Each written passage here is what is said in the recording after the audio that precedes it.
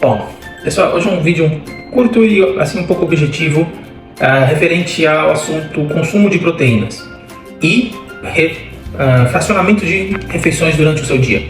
Então, essas são duas dúvidas muito frequentes para quem faz especialmente treinos de força, de endurance para ganho de massa muscular.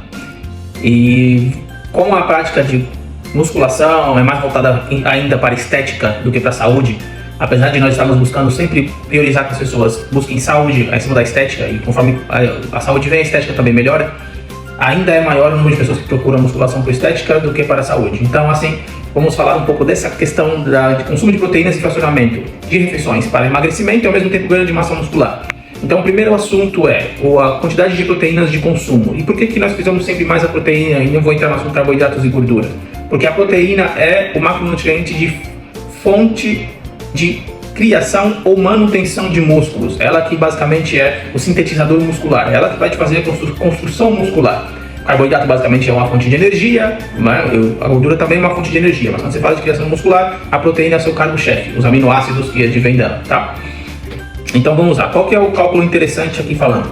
Existe um termo que se chama síntese proteica, que é o quê? A sinalização de proteína no seu organismo para que haja a construção muscular, que é claro, essa construção muscular ou recuperação muscular advém-se melhor depois do treino de força, né, especialmente contra a resistência, pode ser musculação, mesmo crossfit, ou cross-training, até mesmo pilates, que exerce muita força.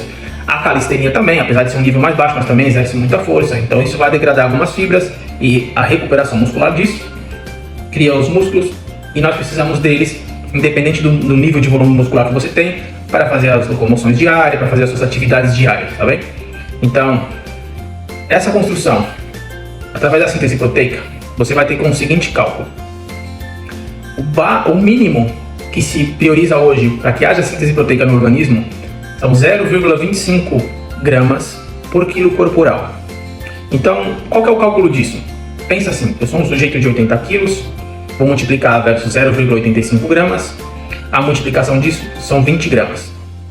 Esse é o mínimo da quantidade de proteínas que eu preciso por refeição para que haja síntese proteica. Então a síntese proteica tem que estar aí ativa em cada refeição.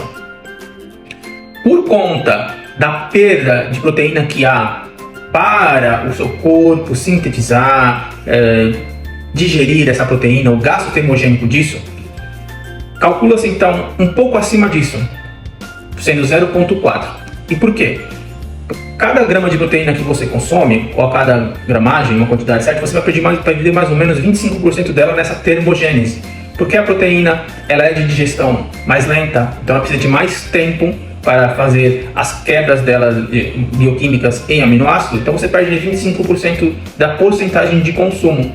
Então, para que haja uma certeza de que você consumiu proteína suficiente, o cálculo passa para 0,4 gramas. Então 0,4 gramas vezes os meus 80 quilos são 32 gramas de proteína por refeição. Então você tem que o mínimo interessante para consumir é 0,25, mais a quantidade viável e interessante para que você garanta a síntese proteica é 0,4 por refeição. Aí você fala, tá bem, mas quantas refeições por dia? Esse é o ponto interessante, porque aí você começa a entrar em discussão também dos planejamentos dietéticos, né? As intervenções dietéticas como o jejum intermitente e os outros fracionamentos de dieta que tem por aí. O que se vê hoje, ou pelo menos o que eu encontrei nas bases de estudos até aqui, é que se você faz menos de 3 refeições por dia, não é favorável para o ganho de massa muscular. Inclusive, até há uma defesa de que menos refeições pode até culminar num acúmulo maior de gordura, o seu corpo entrar num estado de estresse e ele vai acreditar que não tem alimento suficiente, então ele vai reter gordura para uma questão de sobrevivência. Então, menos que 3 refeições por dia não é o ideal. Então, daí aquela ideia de fazer o jejum intermitente talvez não seja viável para todas as pessoas, especialmente na fase de emagrecimento, que é a fase de ataque. E se for para quem está na fase de ganho muscular, especialmente atleta, definitivamente você não vai ver ele fazendo jejum intermitente. Isso você não encontra até fazer jejum intermitente. Até aqui, pelo menos, não posso te defender nenhum. Agora, sobre aquela questão de fazer então 4, 5, 6 refeições por dia, até o momento não tem nenhuma defesa literária dizendo que isso é favorável para a síntese proteica ou para a construção muscular. Não teve nenhuma diferença em quem fez 3 refeições, quem fez 6 refeições, 5 ou 4 refeições. Mais refeições não difere, não faz diferença. Aí você pergunta, então por que os nutricionistas passam 4, 5, 6 refeições por dia? Saciedade. E isso é importante porque na fase de emagrecimento, a pessoa que está com déficit calórico, que é a redução de calorias nas refeições do dia, ela vai sentir muita fome. Por conta dessa fome, você aumenta a quantidade de refeições para que ela tenha um aumento do nível de saciedade. E assim você possa garantir que ela não sinta fome durante o dia e quando for comer, ela fuja daquele programa dietético. Então, o fracionamento se dá mais pela questão da saciedade do que pela construção muscular, tá bem? Então, resumo de tudo, calcule a sua quantidade de proteínas diárias, mínimo de 0,25 a 4 gramas por quilo. Então aí, se for 3, 3,5, 4 gramas é mais favorável. Versus o seu quilo, calcula aquilo e vai ter que ter aquela gramagem na sua refeição. Lembrando, o mínimo, por exemplo, 0,25 para uma pessoa de 80 quilos como eu, são 20 gramas. E 0,4 gramas vezes 80 são 32 gramas de proteína por refeição. E fracione isso em 3 refeições. Não faça abaixo de 3 refeições, porque pode sim te levar a um ganho menor de massa muscular e até pode culminar na possibilidade de você aumentar a retenção de gordura, ok?